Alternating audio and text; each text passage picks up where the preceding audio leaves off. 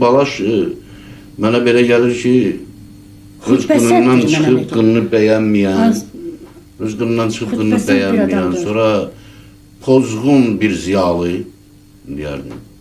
Düzdür, siz bayaq dediniz ki, yeniliyin obrazı kimi qələmə verir, düzdür. Amma Balaş, yəni ki, yenilik də olsa, yəni ki, o dövrdə ki, biz Sovet dövrü ki, qurulmuşdu, Sovet dövründə Balaşlar, yəni Əbdüləlilər, Məmmədəlilər, Dilbərlər.